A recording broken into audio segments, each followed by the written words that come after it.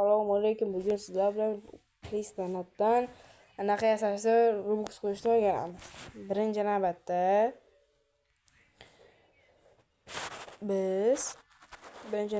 biz mana bunga ustun-ustun kirib olamiz. Keyin pastroqqa tushamiz. Shundan keyin uni kreatorga kiramiz. Kutamiz.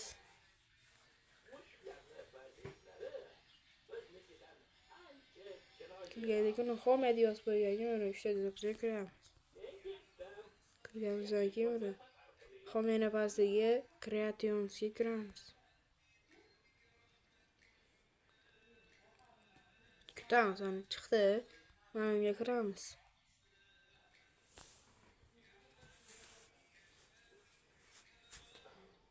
Keyin tepaga yana kreationsni tepasidagi 3 ta chiziqchaga kiramiz. Halilaslarda boshlar chiqadi. Siz mana buni to'rinizda turgan uni monetizatsiyaga kirasiz. Mana keyin uni pastda turgan joyga kirasiz, bosasizlar. Keyin pastda o'xlaganlarni create pastni bosasizlar. Keyin name deb qo'ygan joyiga bu narsa yozsalar bo'laveradi.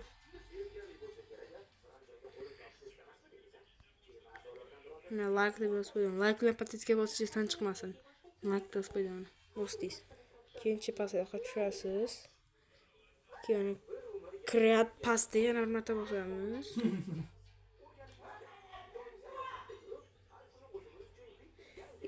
Boshqa masofadan boshdan create pastga kirasizlar yana bir marta. Hashtim. Like bilan patentga bosishdan chiqmasin. Keyin mana uni create pastni yana bir marta bosamiz. Bo'ldi mana. Natija pastroqqa tushsak mana like sorted shuni bosamiz. Keyin 3 ta nuqtani 3 ta chiziqchaga yana bitta bosamiz. Yana past deganasiga bosamiz. Keyin mana buni yo'q qo'ymasalaring Robux yozamizlar. Shuni yo'qib, mana yoqqa kirib oxiriga Robux yozishlaring mumkin. Mana men 60 yozaman. 60 yozgandan keyin mana bu pastdagi Savet Changni bosinglar. Bosasizlar. Keyin yozuv chiqdi kunlaring. Keyin hammasini X bosib ketasizlar. Chiqib ketdilar. Keyin izlashga bosib turib PLS D donat PLS mana donat chiqdi bosasizlar. Keyin mana birinchi turganga kirasizlar.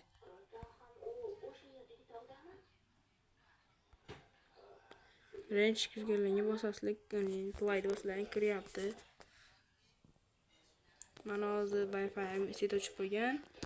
Internetda ishlayapman, qatyapti.